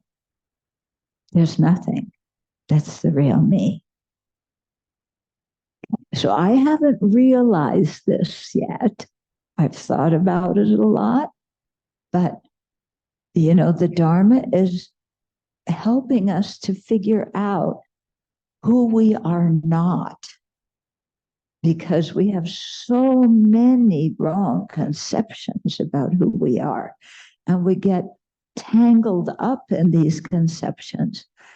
And as we can see now with the wars going on, we fight over our identities. I am Israeli, I am Palestinian, I am Ukrainian, I am Russian. We fight over identities very often. And what are our identities? They're just labels, they're just names, they're just thoughts. Yeah. It's just a thought. What is a thought? It's a blip of energy. One person thinks you are this, one person thinks you are that. Which one are you? Yeah. This person says, oh, you're wonderful. That person says you're a jerk. Different identities. Which one am I? Actually, neither of them. Yeah.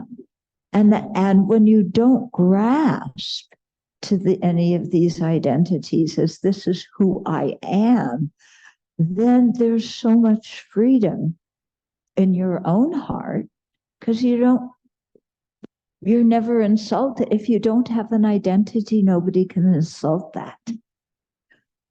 Yeah.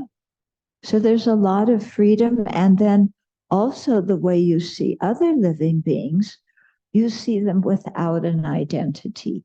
And you can see basically that they're just like me. Everybody wants to be happy. Nobody wants to suffer. If I think with an identity, then, okay, these people want to be happy. Those people, they can suffer. I don't care. So freedom from identity can be very helpful. Yeah. But on a conventional level, sometimes having an identity is useful. Okay? I know I'm a woman. I know which bathroom to go into. That's useful. Okay? Thank you. Thank you. So we shall go for another question from Zoom. Okay. There are actually a lot of questions, but I'll just read one for each of the speakers. Yeah. One is from Mr. Tan CC. He asks, how does one practice Sati Sampajana, i.e. clear awareness during mindfulness? That is the first question, right? And the second question for Venerable Chodron is, please, this is from Lobsang Yongten. Please explain why cessation is permanent and why is it not impermanent? Thank you. Okay, so I answered the first one. It's about the Sati and Sampajanya, isn't it? Okay, so I think the question is asked about the difference between the Sati and Sampajanya, right? Usually we heard of the word Sati, we had to be mindful. But the Buddha says being mindful is not enough. We have to be clearly comprehending, right? So that is Sampajanya. Like we have said the words, if you look at the etymology of the word, Sati means more from the roots, mean to remember, not to forget. So not to forget is very clear, not to forget the object of your practice. For example, in the practice of Anapanasati, right? So you don't forget the object of your practice, that is in and out, right? So if you are forgetting the object, then you are no more meditating, right? It means that you're out already.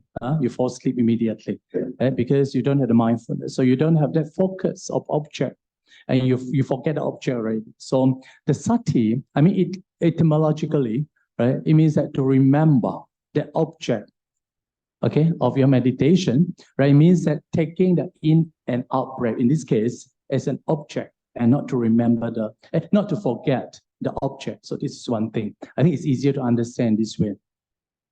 Then another one, Sampajanya, if you look at Sampajanya, is from, etymology is from the root nya, mean to know, sang mean to completely, and then pra mean forth, right? No, it means that to know forth completely. It means that is a comprehension, clearly comprehending. Or usually people translate just awareness. But to me, awareness could be sometimes not knowing. But clearly comprehending, I think is a very good word. Clearly comprehending, it means that you know exactly the quality of your breathing. For example, in the practice of Anapanasati, right? Talking about the 16 stages throughout the practice of Samatha and Vipassana. And then constantly talking about, as you breathe in, right? In, you know that you're breathing in long. You see, such a short segment show you that Sati and mindfulness are applied in this case. Like, no, as I breathe in, okay, it means that you're aware of breathing in. I know I'm breathing in long. That is to say, as you breathe in, you know the quality of the breathing. That is a long breathing. So the long breathing is the quality. It means that you comprehend what you are doing, right? You are not just in and out, and you fall asleep already, because it tends to be, somebody tends to be bored and, boring. Then you lose that focus. But if you comprehend of your meditation, right? It means that you're aware of the quality of the breathing. Then we know what we are doing now, you see. So this is, in brief, talking about Sati and Sampajanya in this context. Thank you. Okay, this is the question about why is true cessation permanent and not impermanent. This is a very philosophical question, so I'm going to talk in that kind of manner. Yeah. What we say is impermanent, things that are caused, that are produced, that change moment by moment. Things are permanent if they can come into existence, but their coming into existence is not caused. Okay, so if we look at true cessations, well, okay, I'm trying to figure out which way to explain it. Let me shift track. True cessation, if we see it as the absence of inherent existence, or if we see it as the absence of ignorance, anger, and attachment, in both cases, their true cessation is an absence. In other words, it's a negative phenomena, not negative like non-virtue, but negative in that nothing positive is being affirmed.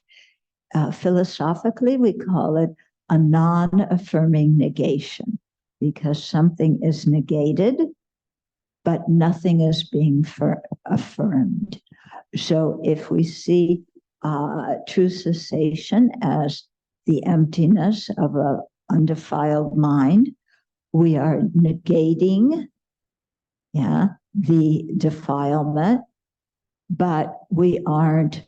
I'm sorry. If we see true cessation as the lack of inherent existence of an undefiled mind, then we are negating inherent existence, but we are not establishing any other kind of existence. It's just a non-affirming negation.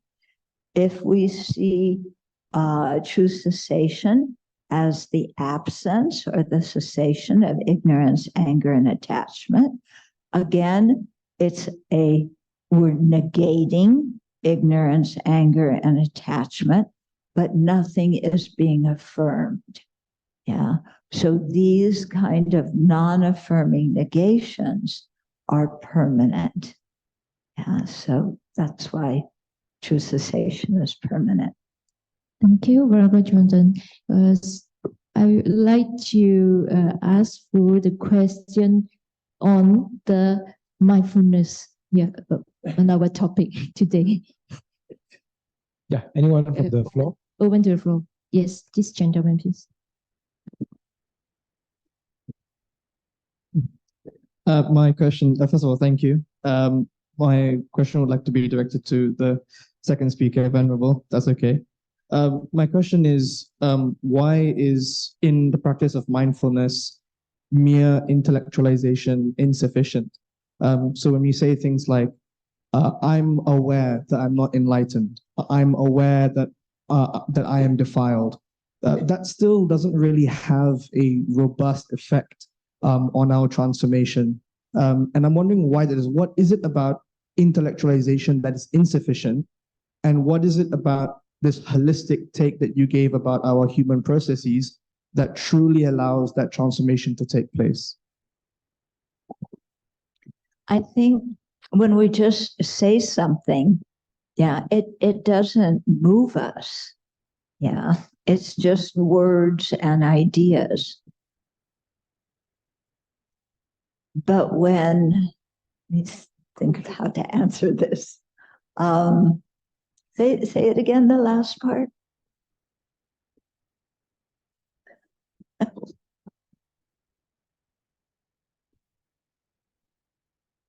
Sorry, should have been clearer. The last part of the question is, what is it about this holistic take that you talked about earlier, about involving all of our processes?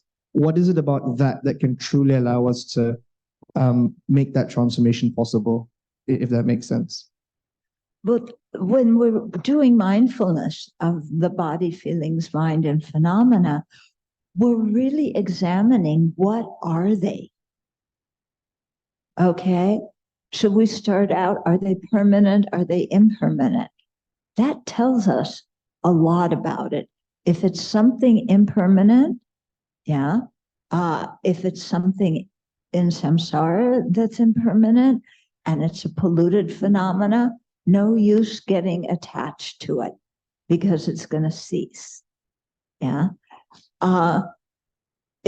doesn't mean impermanence is bad. Impermanence is what also allows us to develop good qualities. Okay, so it's not bad or good. It's just, how it is. The same thing with the nature of things being the nature of dukkha or unsatisfactoriness. If things are, at the end going to be disappointing and unsatisfactory, why do I spend my whole life chasing them? That doesn't make any sense. Better that I use my life energy in a useful direction, to gain nirvana and to develop the bodhicitta, the aspiration for awakening to be of the greatest benefit to all beings. That's much more useful. Okay. And so the same thing with seeing things as empty and selfless. That will help us. That's the realization that really purifies all the defilements from the mind so that they can never reappear.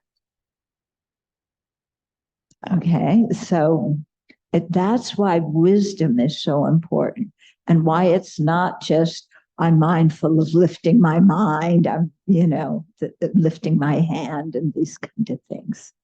Okay. Thank you, Venerable Chodron. And do we have one more any question more? Yeah. from the floor? One more question from the floor. Yes. Thank you. A question for Venerable, I think it's Thubten. Yes. I did quite some time meditations. And just now, I think the question actually is about, do you learn through intellectual learning or you learn through some other ways? So my question is related to that. It is through the meditation and observing the arising and disappearing phenomena that one day I start to question if everything in myself is arising and disappearing, my objects, then where is the self thing inside me? And that's the question that I'm beginning to open the door to see that there's no self. And then it brings me to the next stage of clarity about observing all the related stuff. My question is about, it brings me to understanding there's probably several stages of mindfulness progressions as we practice. And there is probably steps. Is there such a thing that you could define that step 1, 2, 3, and so that you know where you are in your learning of mindfulness or practicing of mindfulness? That's my question.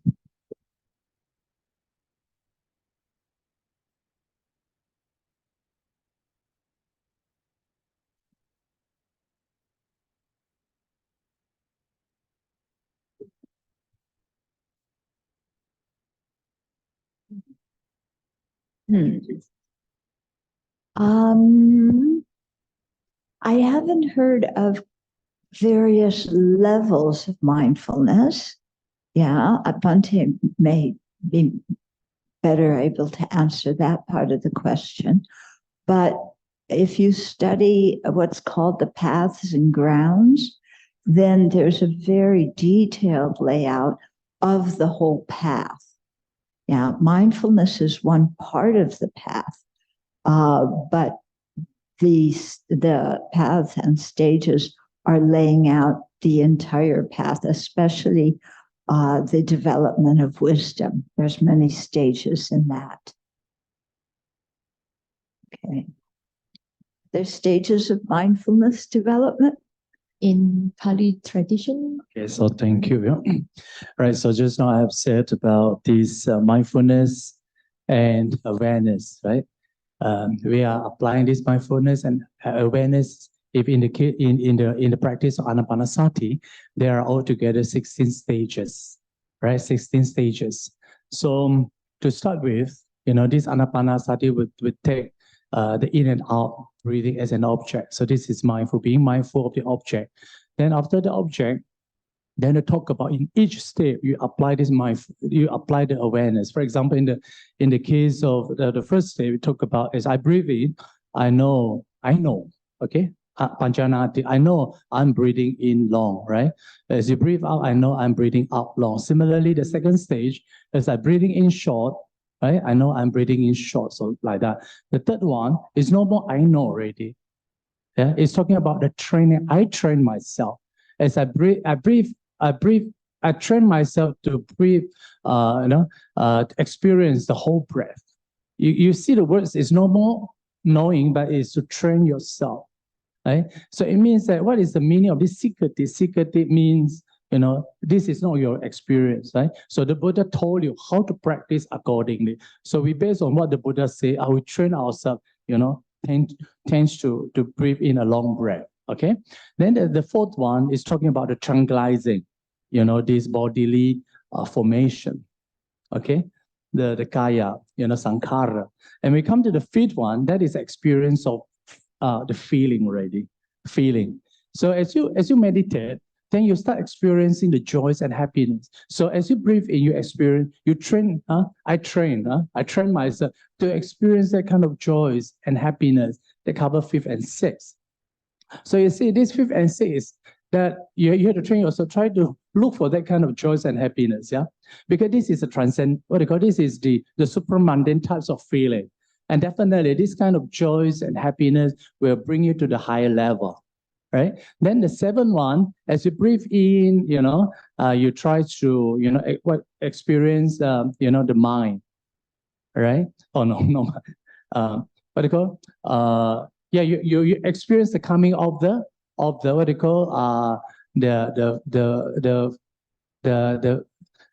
mental formation, okay? So when you come to the eighth one, when I come to the contemplation of mind, right? It will say that, okay, as you breathe in, I train myself to experience the mind. And how is the mind? And this is subject to a lot of interpretation, but we are not going to deal with it. But another one, it says that as you breathe in, number 9, it talks about I I strengthen, the joys. You see the importance of joys in the meditation, right? As you have more joys in meditation, you are now come closer to the concentration, right? And then you start experiencing what is, I concentrating my mind, I experiencing the liberating the mind, I experiencing the experience of the joys in my mind, you see, escalating, your joys experience. So you can see that all these different stages will lead you to the concentration. But of course, when you come out of meditation, right, you can do a little bit of survey, right, as to the nature of reality. Like, for example, the Buddha taught us, right, when you come out of meditation, at that time, your mind is very strong, right? The Buddha said, your mind is strong enough, then you're able to see things as they are, right? So that is to say, Buddhist teaching, when your mind is concentrated enough, then you train yourself, start seeing the what they call the phenomena from the perspective of impermanent, right? For example, you can contemplate, oh yeah, the pi aggregates impermanent, the rupa is impermanent, vedana is impermanent, etc., etc. Or even you can extend it to, the 12 sense sphere, right? 12 ayatanas, like the eyes is non-self, the object is non-self, like that. You see, so this is a training. You see, it means that, of course, before you attain the enlightenment experience, we have to start somewhere, to train ourselves. The Buddha told us we have to look like this from this perspective of anicca, dukkha, anatta. And I find it very interesting in the practice of mindfulness. The Buddha also said when your mind is very concentrated, and then you start experiencing, all this natural reality from the perspective of anicca, dukkha, anatta, right? And then you also can start experiencing the nirvanic bliss. What is the nirvanic bliss? It's the experience of the we call it the what do you call this the dissipation, right? And you also can experience the what they call the cessation, the nirodha, and also you can experience the patinisarga. That is the experience of letting go. So these are the qualities of nirvana, right? Because in our Buddhist practice, people will ask you, what is your ultimate goal in your Buddhism? Many religions will talk about, our goal is to go to the heaven. But how about Buddhism? When we talk about the nirvana, but we cannot explain the experience of nirvana because we have not experienced that, right? So the Buddha said, when you come meditation, you try to experience this nirvanic bliss. Thank you. Thank you. I just wanted to say that I really appreciate this dialogue between the Pāli and Sanskrit traditions. It's very, very important to have. And so thank you, everybody, for attending. There's one book that you might be interested in reading. It's called Buddhism, One Tradition, One Teacher, Many Traditions. So Buddhism, One Teacher, Many Traditions. It's written in English. It's translated into Thai and also into Chinese and some European languages too. So you might want to take a look at that. Thank you, Venerable. So before we end this session, can we have our two speakers to tell our audience what do you hope the audience will take away from tonight's session on mindfulness and its roles in the modern life? Okay, in simple words, practice with passion. I agree.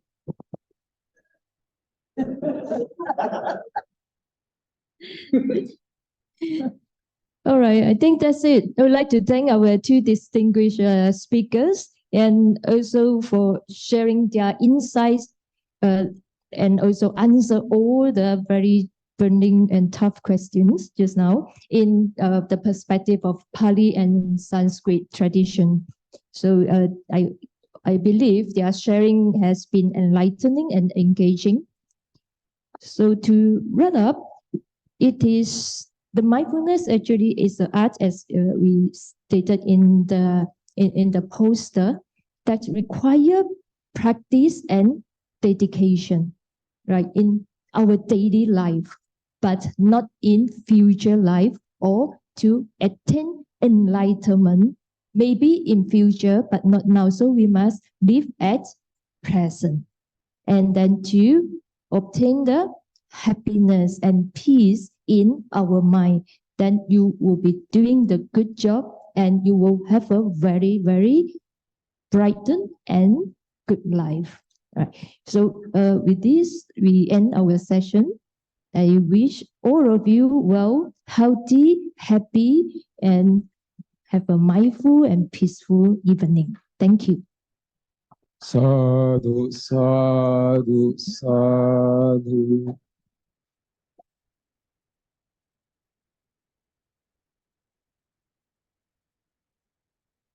Sadhu, sadhu. Thank you to our moderator and our panel speakers for tonight. Thank you so much, Venerables. I really love the conclusion by Venerable Deng. Our practice is not just about attaining happiness in the future, in a future life, but also finding joy in the present moment. That's a beautiful conclusion. Thank you, Venerable. It has been a wonderful learning and discussion with all of you. I really appreciate some of the insights that I've learned today. Bhante Dr. Dhammapala spoke about the role of mindfulness. Mindfulness initiates the whole contemplative process and balances saddha and panya, balances virya and samadhi. There's a very important role of mindfulness in our practice. Venerable Thubten Chodron talks about how we can taste the Dhamma and not just let it remain as an intellectual pursuit. I really appreciate how Venerable spoke about her journey in finding the Dhamma, how she has all these burning questions. What is the self? Who am I? How do I know that I exist? What an interesting question, isn't it? And Venerable also shared that when she met Buddhism, she realized that these people are the ones who talk about what really matters. Wow, that's a beautiful conclusion. Thank you so much once again, Venerables, our moderator and our panel speakers for tonight. Thank you for the wonderful Dhamma discussion. I hope that this is not the end of the learning for tonight. It is the beginning of more conversation and dialogue. We once again apologize that we're unable to take all the questions on Zoom. As we proceed in tonight's event, we see the number of questions increase on Zoom. More and more questions came in. So we apologize for not being able to take all the questions, but again, we hope that this is not the end. This is the beginning of more conversation and learning. Feel free to continue to come back for more events in the future to continue the discussion. All right, so we have a few announcements. For those who are attending our forum in person tonight, we have prepared refreshments for you. You may proceed to the Dana Hall later to have a herbal drink before going home. We want to thank Sister Helen. Sister Helen has prepared lemongrass, pandan, ginger, and red dates herbal drink. Sadhu, sadhu, Sister Helen. We also have tables at the back set up. We have books for free distribution. We want to thank representatives from the Young Buddhist Association of Malaysia, YBAM. So if you would like to collect Dhamma learning materials and Dhamma resources and books for your own learning and cultivation, feel free to collect books at the back of the hall. All right? Okay. Dear friends, we would like to express our highest appreciation for our three respected Venerables today for their valuable time, for their insightful guidance and enlightening wisdom. We would like to invite the PSIBC representative, Brother Benny Liao, to present the Nava Karma offering to our Venerables tonight.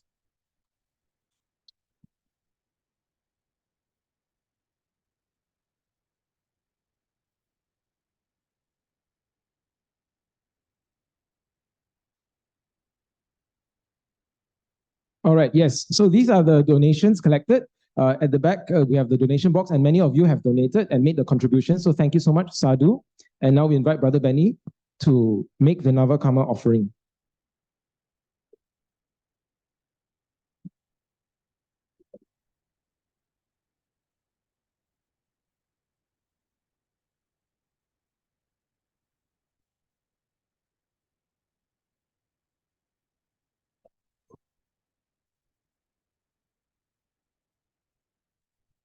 Brother Peg will also present the Navaka offering to other Sangha Venerables.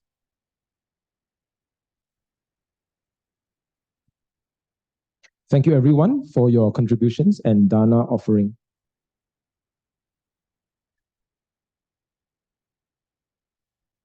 Once again, thank you, Venerable Dr. Dhammapala, Venerable Thubten Chodron, and Venerable Shih Deng. May we all grow in our knowledge and learning and understanding tonight. Brothers and sisters in the Dhamma, we hope that you have had a fruitful learning and discussion tonight. Feel free to continue the conversation as you enjoy the refreshments provided. Please have a safe journey home. We thank all Venerable members and all participants, both here at SJBA and as well as those participating online. Sadhu, sadhu, and good night, everyone.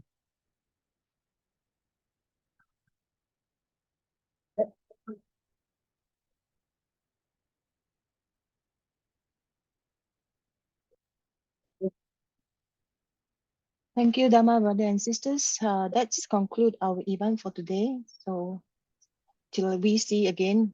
Thank you. Bye.